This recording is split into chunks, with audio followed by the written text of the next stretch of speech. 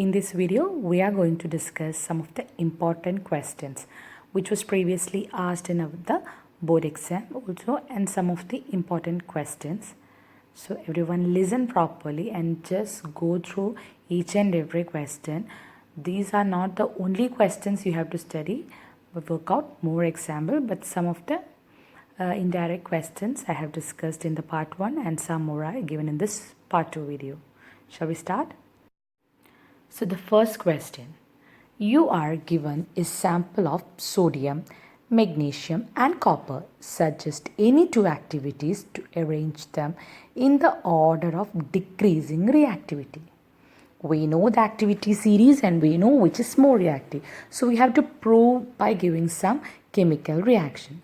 So the first easy reaction, the activity 1. Sodium reacts with cold water to form sodium hydroxide and hydrogen gas. We know that sodium vigorously reacts. So we will write the reaction like sodium plus H2O gives sodium hydroxide plus hydrogen gas. Then magnesium does not react with cold water but with hot water to form magnesium hydroxide and hydrogen gas. So this proves that sodium is more reactive than magnesium. So we got sodium is more reactive than magnesium. Next is we have to prove which one is more reactive, that is magnesium or copper. For that we can write another activity. There are many reactions. This was for another simple one, that is displacement reaction. Magnesium plus copper sulfate gives magnesium sulfate plus copper, and copper plus magnesium sulfate gives no reaction. This shows that magnesium is more reactive than copper. So we got the two reactions, and in first one we proved that sodium is more reactive than magnesium, and in the second one we proved magnesium is more reactive than copper. So now we can write the reaction like sodium, the reactivity of sodium is greater than magnesium, then comes copper. So we wrote the first answer. Clear? So we will go with the next question. Copper coin is kept immersed in silver nitrate solution for some time. What change will take place in the coin and the solution? Write the balanced chemical equation for the reaction involved in this. This answer is also based with our activity series. So activity series should be thorough. Then only we can write easily these type of questions. We know that copper is more reactive than silver. So copper is more reactive than silver. So it displaces silver from silver nitrate solution, and there will be a silver deposition on copper coin, and the color of the solution becomes blue. And we can write the reaction Cu plus AgNO3 gives CuNO3 twice plus Ag. Clear with the second question?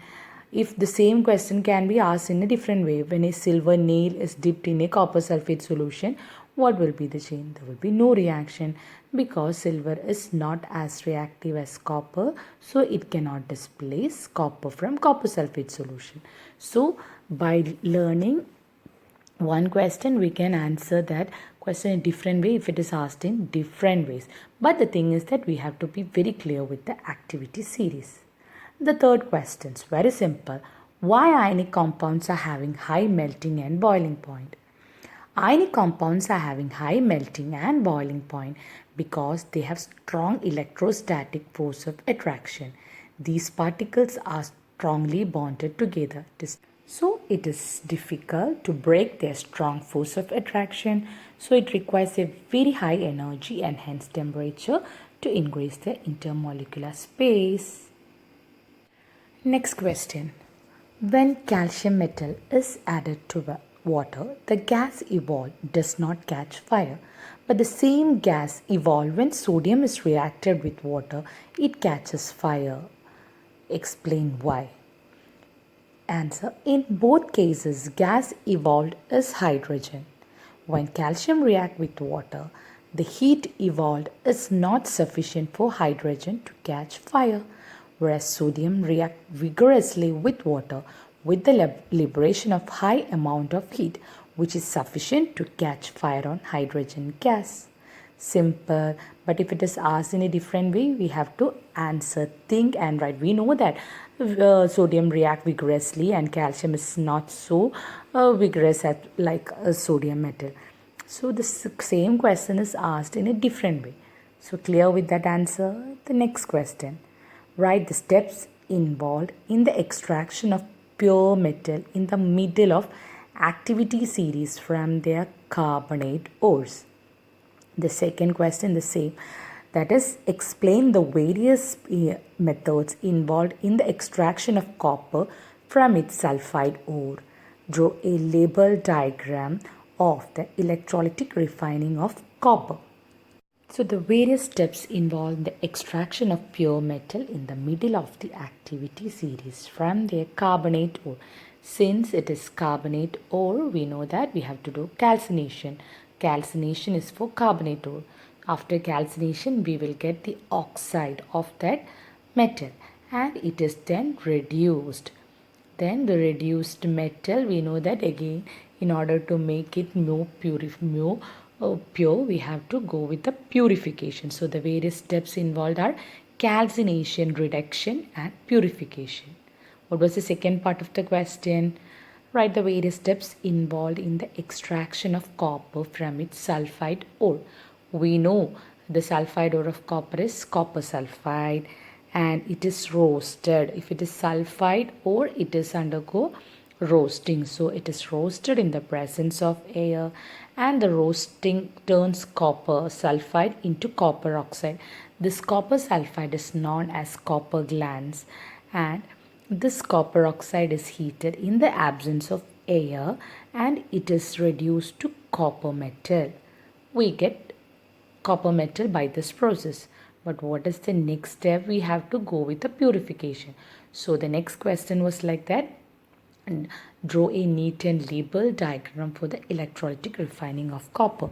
We know that in electrolytic refining of copper, impure metal, that is impure metal is taken as the anode, that is impure copper metal is taken as the anode and a pure metal of copper is taken as the cathode. And the electrolyte is a solution of copper, that is copper sulfate solution. From the anode, that is from the impure metal, the pure copper get deposited over the cathode and the insoluble impurities will settle down at the anode and it is known as the anode mud. We know that answer properly. Clear? In the previous video also we have discussed this electrolytic refining of copper. This question is asked in the previous year 2018 board exam CBSE question paper. So the next question. Question. Carbon cannot reduce the oxides of sodium or magnesium. Why? Sodium and magnesium have higher affinity towards oxygen than towards carbon because these are highly reactive metals. Hence, carbon cannot reduce the oxides of sodium or magnesium. We have already explained this in detail when we were taking the class of that portion. The next question. A solution of copper sulfate was kept in an iron pot. After a few days, the iron pot was found to have a number of holes in it. Explain the reason in terms of reactivity. Write the equation of the reaction involved. Very simple question. These type of questions are based on the activity series. Iron is more reactive than copper. Hence, iron displaces copper from copper sulfate solution. This reaction resulted in the formation of hole in the iron pot. The following equation shows this reaction. CuSO4 plus Fe gives FeSO4 plus Cu. This type of questions are asked in different ways, like when copper silver spoon, we have already discussed what happened when an iron nail is dipped in copper sulfate solution or copper rod is dipped in iron sulfate solution. To answer all this, we have to be thorough with our activity series. So study that activity series, then easily we can answer any type of this type of questions.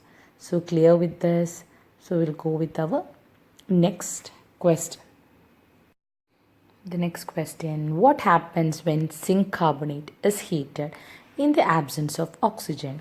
When zinc carbonate is heated In the absence of oxygen, zinc oxide and carbon dioxide are produced. Zinc carbonate gives ZNO plus carbon dioxide. The second question, a mixture of Cu2O and Cu2S is heated. When a mixture of copper oxide and copper sulfide is heated, pure copper is obtained. This also we have discussed when we are discussing with calcination and roasting. So these are some of the important questions from the lesson metals and non-metals. I think it is clear. More and more indirect questions can be asked, but we have just go through almost all the indirect questions which was previously asked and some of the model questions also. Okay, clear? So study well, do more and more exercises, then more problems you have to work out, learn properly, then it will be easy for you to give all the answers for what type of questions if task also you can easily answer. So those who have not subscribed to my channel, subscribe to my channel, and you can see a bell icon close to that. Regular updates you will be getting. So